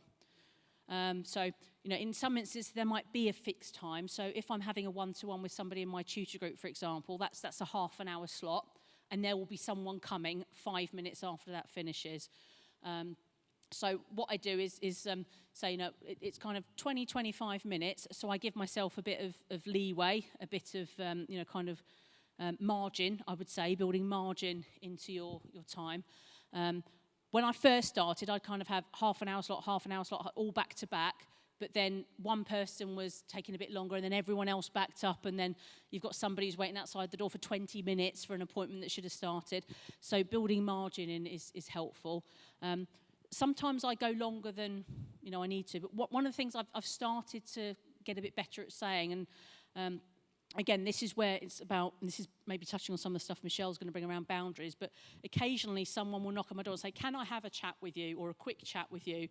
And sometimes they mean a quick chat, sometimes they mean I really need to talk, and this is going to be a long conversation, but that's not what they've said. So if I have got other things going on, I might say, I can give you 5 minutes now, or I could give you half an hour tomorrow or next week. And for some people, it's, oh yeah, it's just a quick thing, 2 minutes in and out. Others, it's, actually, I think this is going to be a long conversation. Please, could I have half an hour? And again, that's where you're not just being completely open to anyone who wants to listen at any time, because again, that's not healthy, and that's where the sort of the leadership side comes in terms of being able to adjust and set boundaries there. Again, a couple of other things I have in my office is I've just got one of these sort of squishy ball things that's just on the little coffee table, again, out the way. It's not, here, catch, sort of during it, so it's not enforcing it on them. But some people, especially if they're, anxious to some level, just find having something to interact with that's not their own hands scratching or ringing just useful. And again, I've have 1 or 2 students come and see me, and we'll just do this the whole time, because it's something for them to interact with, and that actually really helps them to be able to then focus on what they're saying. The final thing I have in my office is, and this is not something you have to have in yours, is a little teddy. Yes, and this is a tip I got from my tutor when I was at Regents. He's probably not going to stay there, is he? Just like fall back, just have a lie down, just chill, just chilling. So I have that on kind of the seat that's slightly out of the way. But probably over the last, I've been in my role now for almost 10 years, probably, I could count on the fingers of one hand the number of students who've picked one of those up, picked him up and had a cuddle. But for 1 or 2 of them, again, that was just really comforting, something to interact with, just to kind of, there's someone, something else I'm kind of holding, feeling there. So quite a few students will ask, oh, you've got a teddy? I'm like, yeah, he just sits there. If you want to grab hold of him, you can, and say occasionally students do. But what's really funny is students, so if he's sat on his little seat, some of them will just like gently move him there. Some of them, like, well, he sat there, I'll kind of perch next to him. They feel bad about taking his seat, which is interesting. But so again, that's not something you have to have, but having a couple of things which people might be able to interact with can be quite helpful for some. So I'm not saying you'll have to go out and buy a teddy for your workplace office or your home office or your living room or whatever. But just thinking about what might people need in this space can be quite useful. Okay, I'm just going to talk us through, again, this will be where you have opportunity to do this, but you can do this even in a cafe sort of setting, is actually how is it helpful to set out the chairs that we have, in the sort of spaces. Thank you, Michelle. So, some of you will have been in kind of interview settings where you're there and there's maybe like 5 people who are on the other side, and it's set up in a very kind of, thanks for coming and tell me why you want the job sort of thing. Now that if it's completely 90 degrees on in a straight line, could be quite confrontational and feels a bit like an interrogation in some way, shape or form. And so generally speaking, and again, you'll see this, and this is the way that a lot of coffee shops are set up in terms of table, is a little bit more kind of side on. So rather than directly. It's sort of squarish, so almost at a right angle. And if you leave it like that, especially if they're not great big heavy fixed chairs, somebody's got the freedom to move that if they want. So it gives me the opportunity to sit and chat with someone, and they can feel free to sort of twist slightly and make eye contact with me if they want to. But if they want to stare slightly more off into space and just kind of think about that, I'm still there and still listening, but they're not forced to kind of eyeball me and where do I look. And that's what on the train, nobody ever looks straight ahead. And actually, if you're on the tube, and there have been studies done on this, or a bus or something, and you stare directly at the person in front of you, not only will they get awkward, but it will filter all the way down that particular kind of unit or carriage, because there's something that we just naturally do where we don't stare at people in the eyes, and so they don't know what to do. So the people around them are slightly put off, and it sort of spreads. So generally speaking, move that out of the way so you guys can see that. Generally speaking, you'd be slightly kind of square on in terms of engaging with someone, so that, and this is how my chairs in my office are set up, whether I'm having a sort of pastoral one-to-one with a student, whether it's a one-to-one with one of the guys that I line manage on the team, a friend that's come in for a chat. The chairs are just there. They are slightly movable, so occasionally, especially if we're working on something together, and the laptop's kind of on the coffee table there, we might move around slightly so we're a bit more side on because we're both looking at something. But there's a level of kind of flexibility there. In terms of where the seats are, so I've got 3 in my office, so they're kind of set like one here, one there, again, so people can interact. If someone comes in my office and says, where would you like me to sit? I don't say, oh, sit there. I say, whichever seat you're most comfortable in. No, for some people, they've had very little agency in their lives, very little choice, and even you just saying, you pick, for somebody will be quite a significant thing. So, oh, I get to choose where I get to sit. And so that sounds really subtle and not that big a deal, but for some people that will be, and it's like, okay, actually, I want to pick the seat by the door because that's where I feel most comfortable because, and again, they might not process this consciously, but for them, being able to escape if they need to is important, and that's just something that's in them, not something that they would naturally articulate necessarily, but it's okay, I need to be by the door. For some people, it's, oh, actually, I prefer that seat, and there's one of the women in my tutor group who just likes a particular seat because she likes the map that I've got behind me that's kind of scratched off of where I've been in the world, which is fun, and she just likes looking at that. So that's fine. That works for her. For others, it's actually they're really affected by the slight draft that comes in from under the door, so they prefer to sit there. But just that sort of subtleness of being able to give them the choice of where to sit, for some people is really important and gives them, straight when they come in, they've got a little bit of power there because they get to choose where they sit. And in them doing that, that also determines where I end up sitting. So they have the choice, not me. And actually that's a kind of a leveler in some sense for some people. Open posture, that's quite important. If I sit like this, some people who come in to see me will think they're in trouble before anything is said, because this looked like I'm about to tell you off. Right, that lecture was rubbish, wasn't it? Come on. Before anything is said, straight away they're thinking, I'm in trouble. So open posture is, and again, it's not to say don't cross your legs at all, but the more of your body you leave uncrossed, the more open you are. So again, I am a natural leg crosser. Even if I'm at home, my mum says, uncross your legs. It's not good for you. It's not good for you if I've got my feet up. So I have to try and sort of consciously try to do that. My arms I'm much more easy with. So rather than sort of folding them or hands in my pockets, they might just be sort of at my side or so on. Again, I am faced towards them rather than away. So if I do end up crossing my legs, and say sometimes I need to because I've got a slightly dodgy knee which I constantly need to crack, I will start off with crossing it towards them as opposed to away. Because again, they won't consciously think, oh, you've crossed your legs away from me, but something in the brain will pick that up. So being relatively open in terms of your posture is helpful because that allows that person to feel safe and you haven't made a barrier between you and them.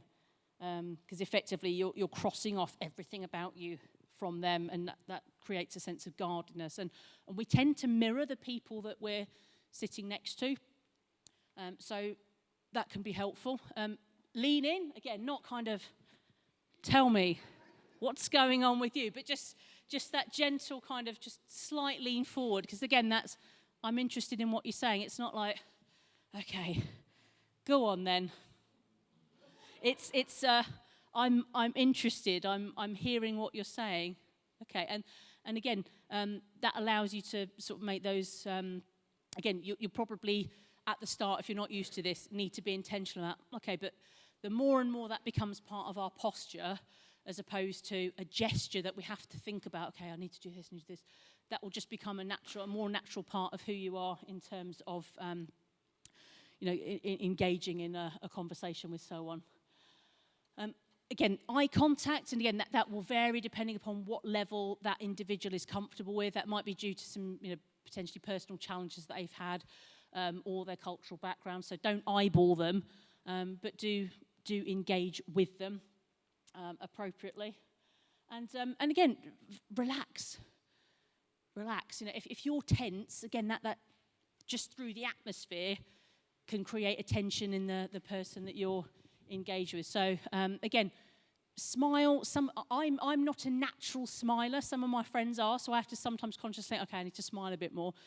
If you do it like this all the time, it's just like, okay, it just looks super awkward, and I'm as uncomfortable as you are. So it needs to be natural, but sometimes we need, this will sound odd, but train ourselves to be more natural.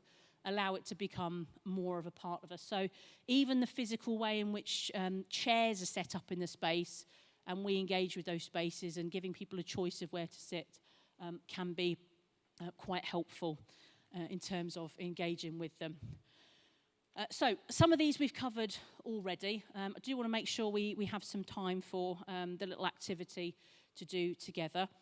So looking at your watch, I've already sort of touched on that. There are ways of doing that by having sort of clocks around, or sometimes if I'm not in my own office, another space, I might not be able to see what's going on. So I tend to do a kind of, imagine I'm scraping, like brushing my knee and discreetly looking at my watch at that point. That is, not subtle at all. That is a little bit more so. So, if you can't see the time, find a way of doing it subtly. Getting distracted by others in the space, sometimes there's not much we can do about that. If you've got please do not disturb up and people keep barging into your office anyway, there might not be much you can do about that. But where we can, avoid others coming into the space where we've got some control on that. But also, where, especially if it's in a setting like a coffee shop or after a church service where you may be sat on another row, is resisting the temptation to go, what's going on over there? That conversation looks interesting. Oh, I'm meant to catch that person. Is focus on the one in front. Unless there's a really important reason why you need to go, because somebody's run off with your car keys or something, or your child's about to run out into the road, then obviously those things you need to attend to in that moment. Unhelpful gestures or movements, again, that's some of us just need to calm down a little bit in terms of being so expressive when we talk, and that being distracting for others. But that's also about what we do with the things around us. So one of my standout memories from a conversation I had with my tutor when I was a student, I did raise it with her a few years later, as we're good friends now. One conversation that we had was she was just, those little plastic cups, she was just tearing strips off it in this little plastic cup. That's all I remember about the conversation, was nothing else apart from, oh, please stop. So, but I was too embarrassed to say anything. I don't remember anything we discussed in that conversation. That's just my abiding memory. I could take you back to the office that happened in, on the site in Nantwich, and it was just so awkward. So avoid doing those types of things. Somebody online mentioned clutter. Again, there might not be something you can do about this, but some people, if they come into a messy or untidy space straight away, that will set them on edge. I'm not as good at this as I used to be, because I've got tons of books covering my desk now. So even today I was thinking, I'm going to be speaking on this tonight. I should really tidy up my desk before I come and then say, we should all have clear spaces, but I didn't get time. But when I know, particularly if I've got student one-to-ones that I'm planning and coming in, I try and be a bit more proactive about that. So sometimes it's not possible. Responding to your phone, again, we are somewhat conditioned to buzz. Where is it? Sometimes that we imagine there's a buzz and we respond. But our phones are not our masters.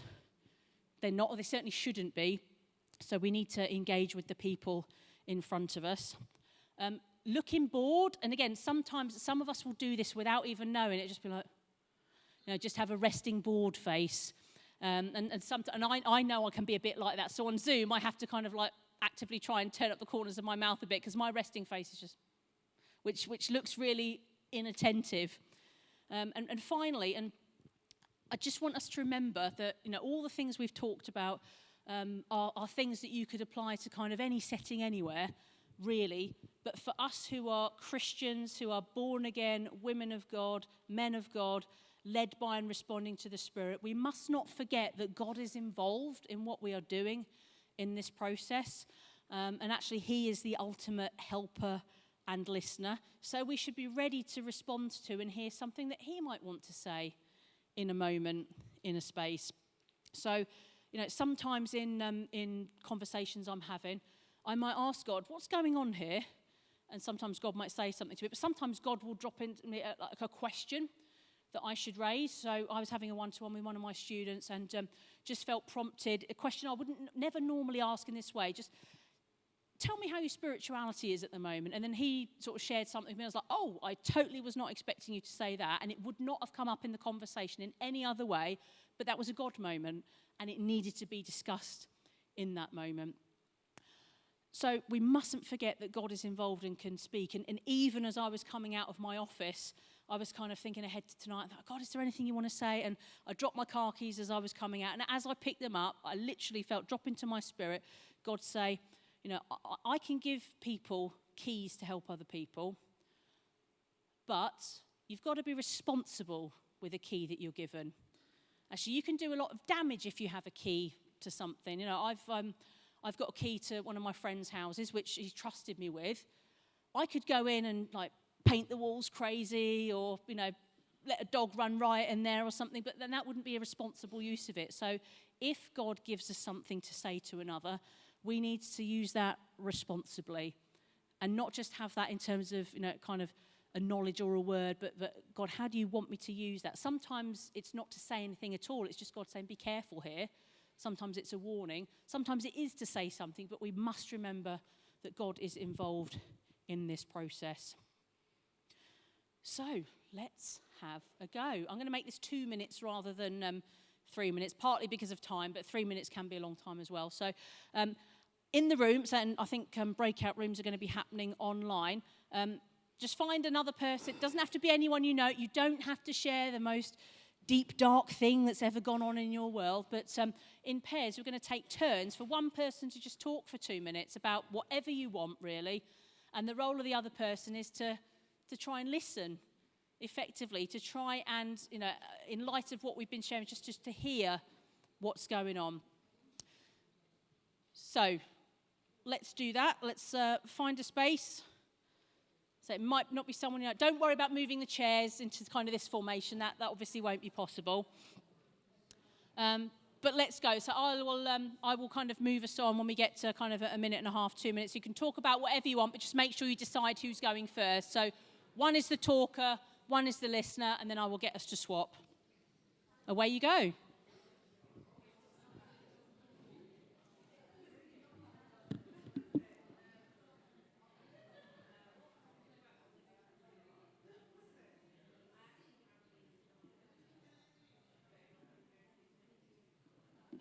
I'll tell you when to swap, so don't worry about counting the time.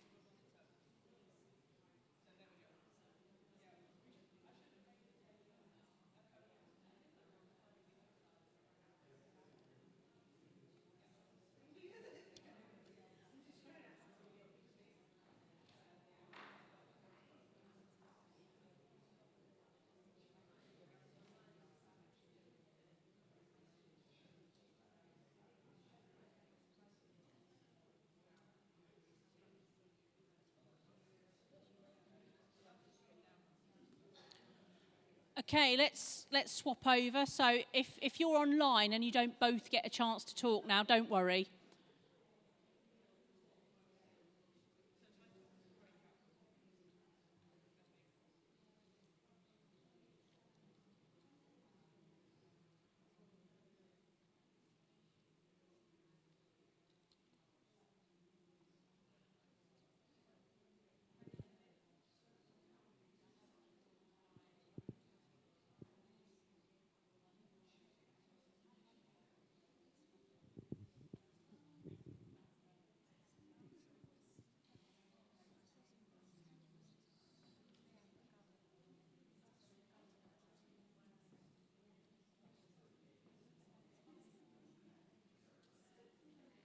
Sorry, I'm running slightly over.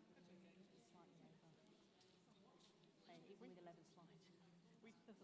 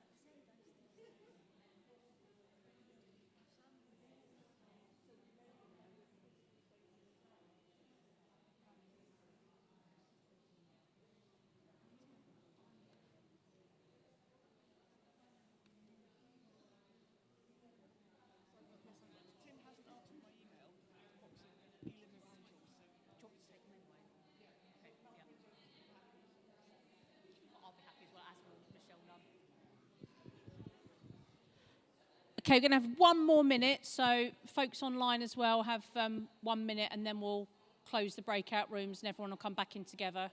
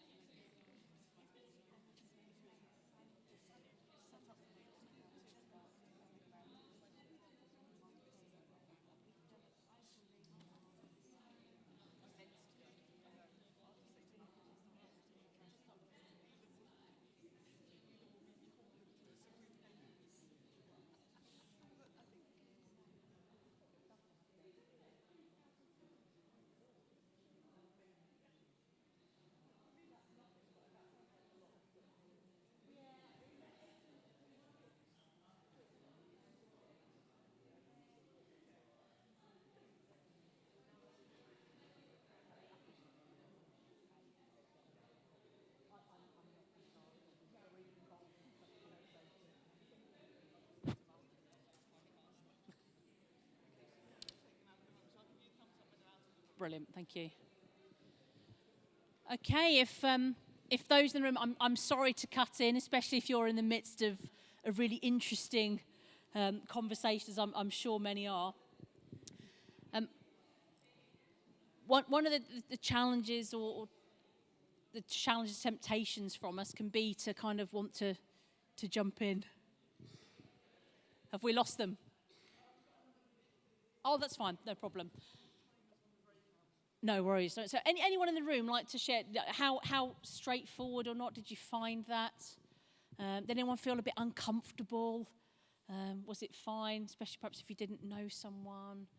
Was it just fairly natural? Thanks.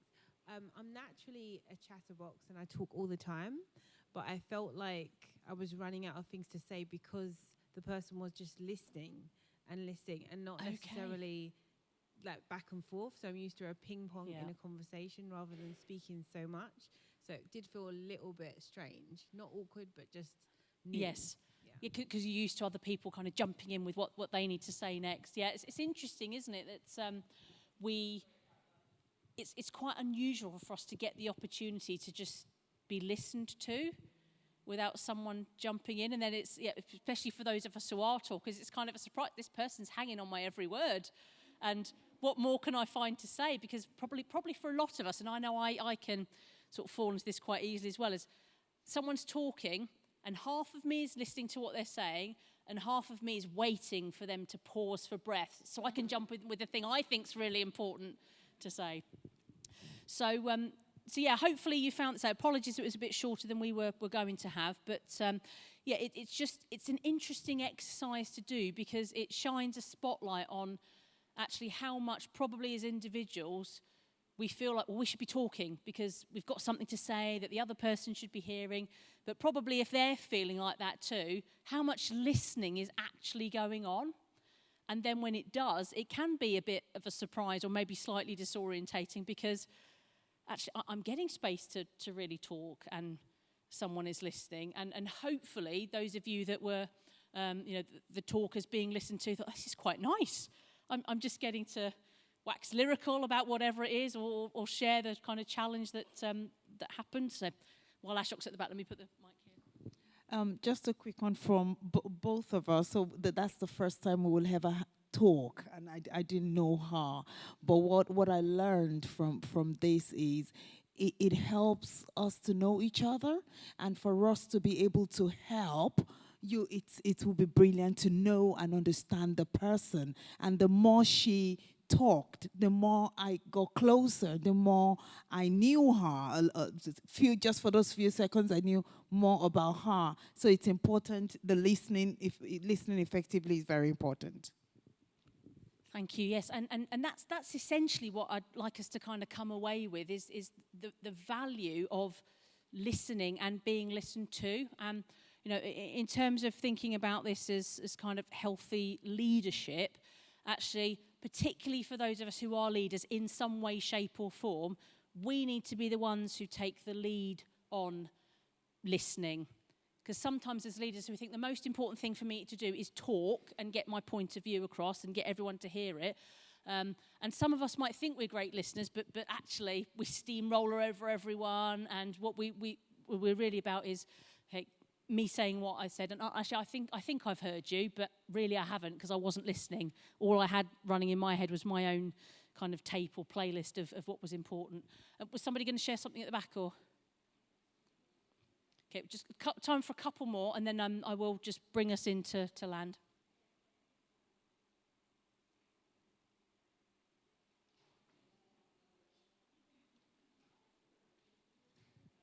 Hello. There we go, yep. Is it working? Yes. Okay. Yes, something I got from this conversation is that also listening is about having a genuine interest so you can ask questions, because sometimes people want to talk but don't know where to start. And while being listened to, I think it's so key to have time to actually pause and reflect yourself on what you actually want to say, kind of what the lady was saying. Yeah, definitely. So sometimes we do just do a total free-for-all, but sometimes, a question I might use if I'm sat down in the dining room, and I did this yesterday with one of the students, hey, tell me your story. How did you come to study at Regents? What are you hoping to do afterwards? And that was then a 20-minute conversation, and I got to know some things about her and her journey, and just, got to know that person a little bit better, and then got to encourage them as they were kind of sort of thinking about what they were going to be doing next, because there was that question of interest and then responding with sort of further follow-up questions, because it's not just sitting there completely passive, say anything for 20 minutes, right, we're done. Sometimes you need to ask those kind of clarification questions. Oh, tell me more. That's all you need to say sometimes, is just keep it going. Oh, that's really interesting. And then just allowing that person to keep going, because asking some kind of gentle questions to keep it moving forwards also shows that person that you're still interested and that you're not just glazed over and thinking about what you're going to cook for tonight's dinner. So was there a couple more, I think? Yes, so these last two, and then I will wrap us up. Thanks, Ashok.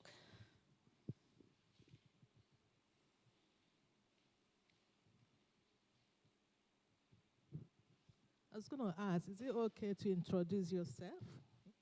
Tell the person your name to start with. Yes, absolutely, yeah. I was talking to our students this last week who were doing the pastoring and preaching module and got onto a, rather's probably too strong a word, but very much a, if you are a leader, you need to know at least the names of the immediate people you're leading. If you're leading a church of 200, that's probably not possible. But if you've got a small group or, a church of 35 people or you're line managing kind of, 15, 20 people, you should know and remember all their names.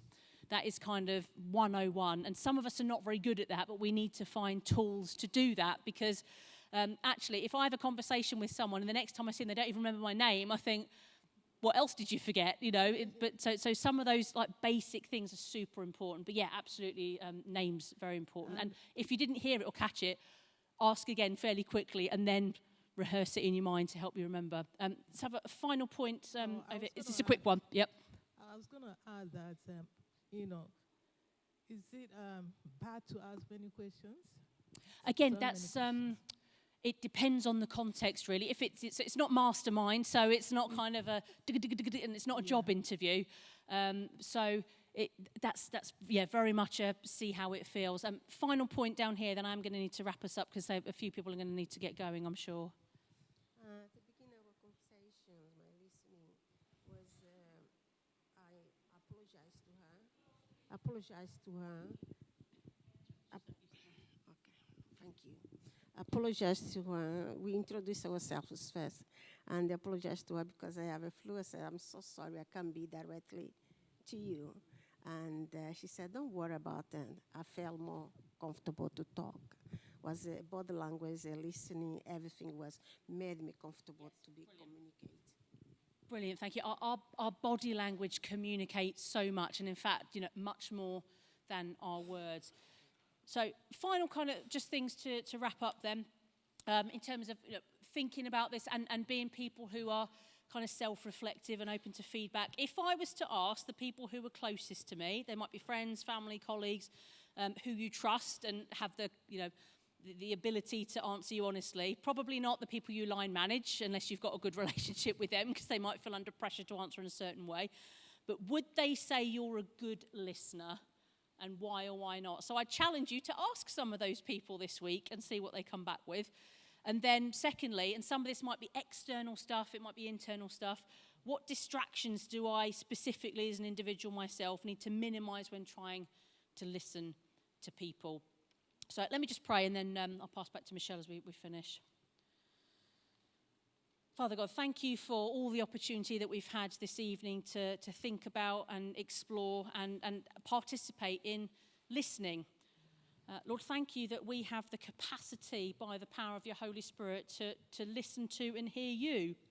And Lord, we pray that you'd help us to be aware of your presence and sensitive to what you might want to say, both to us as individuals for ourselves, but also for others as we engage with them.